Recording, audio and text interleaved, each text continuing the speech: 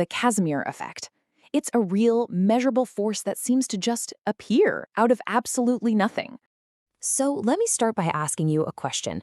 Imagine a perfect vacuum. I mean, you take a box and you manage to pull every single thing out of it, all the air, every last particle, all radiation.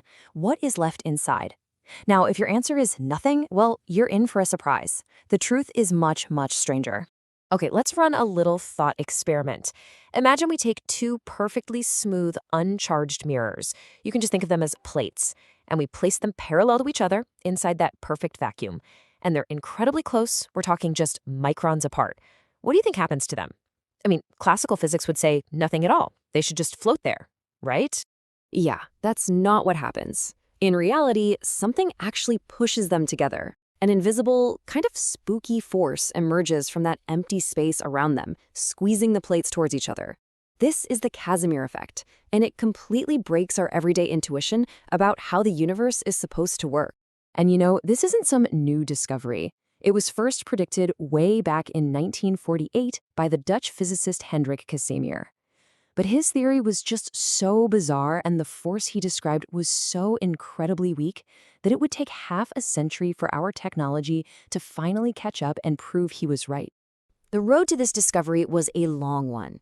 It really started back in the 1930s, when scientists were scratching their heads over these weird, unexpected forces between molecules. Then, in '48, Hendrik Casimir connected the dots and put forth his theory. But it wasn't until 1997, a full 50 years later, that the effect was finally precisely measured. That is an incredible weight for validation. So how can nothing push on something? I mean, that's the real question, isn't it? To understand that, we have to completely change our definition of what empty even means. So let's pull back the curtain on the quantum world. The secret to this whole thing is something called zero-point energy. It turns out that a vacuum isn't empty at all, not even close. It's actually a fizzing, bubbling sea of energy. You have these tiny virtual particles constantly popping into and out of existence for the briefest possible moments. Empty space is really a chaotic quantum foam. Now, I know that's a lot to wrap your head around, so here's a really helpful analogy. Think of all that vacuum energy, all those quantum fluctuations, as waves on a vast cosmic ocean. And this ocean has waves of every single possible size, from tiny little ripples to gigantic swells. This analogy explains the effect perfectly. Outside the two plates, you have the wide open ocean, where waves of all shapes and sizes can exist. That creates a high-energy environment.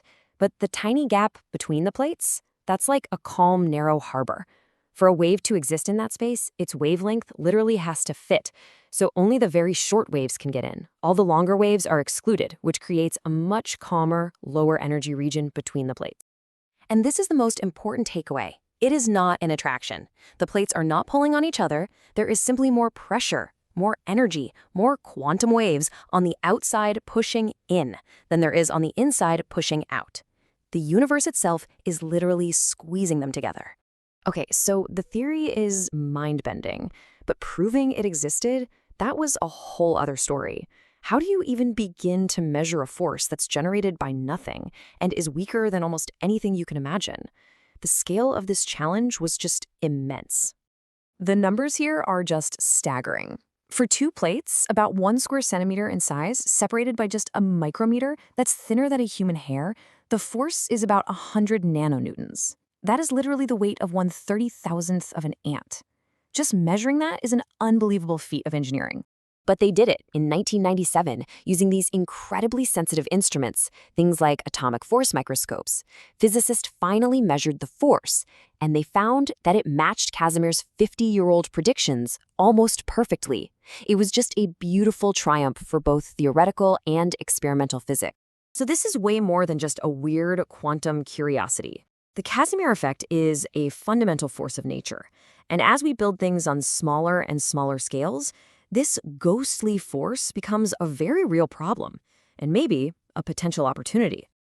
In the world of nanotechnology, this force is a huge deal. It causes tiny machine parts to get stuck together, a problem engineers call stiction.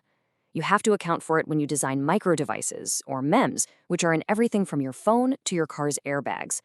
And on a cosmic scale, This vacuum energy might even be related to dark energy, the mysterious force that's expanding our universe.